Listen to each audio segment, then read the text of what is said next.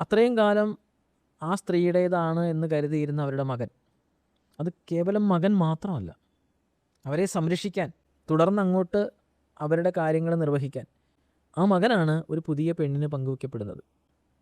അവനിൽ നിന്ന് കിട്ടേണ്ടുന്ന സ്നേഹം, അവനിൽ നിന്ന് കിട്ടേണ്ടുന്ന പരിഗണന, അവനിൽ നിന്ന് കിട്ടേണ്ടുന്ന സംരക്ഷണം, വയസ്സാം കാലത്ത് അവൻ്റെ സംരക്ഷണം, ഇതെല്ലാം എനിക്ക് അവിടെ ആവശ്യമാണ്.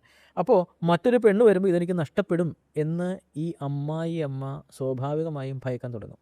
അവിടെ നിന്ന് അവരുടെ അകത്ത് ഈ മരുമകളോട് സ്വാഭാവികമായും ഒരു ദേഷ്യമോ വെറുപ്പോ അറിയാതെ ആരംഭിക്കും.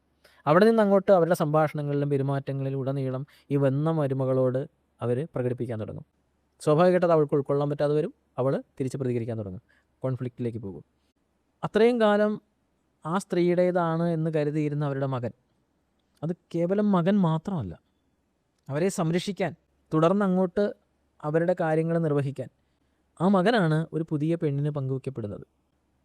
അവനിൽ നിന്ന് കിട്ടേണ്ടുന്ന സ്നേഹം, അവനിൽ നിന്ന് കിട്ടേണ്ടുന്ന പരിഗണന, അവനിൽ നിന്ന് കിട്ടേണ്ടുന്ന സംരക്ഷണം, വയസ്സാം കാലത്ത് അവൻ്റെ സംരക്ഷണം, ഇതെല്ലാം എനിക്ക് അവിടെ ആവശ്യമാണ്.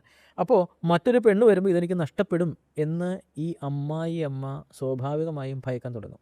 അവിടെ നിന്ന് അവരുടെ അകത്ത് ഈ മരുമകളോട് സ്വാഭാവികമായും ഒരു ദേഷ്യമോ വെറുപ്പോ അറിയാതെ ആരംഭിക്കും.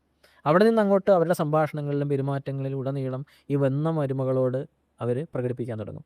സ്വാഭാവികമായിട്ട് അത് അവൾക്ക് ഉൾക്കൊള്ളാൻ പറ്റാതെ വരും. അവൾ തിരിച്ച് പ്രതികരിക്കാൻ തുടങ്ങും, കോൺഫ്ലിക്റ്റിലേക്ക് പോകും.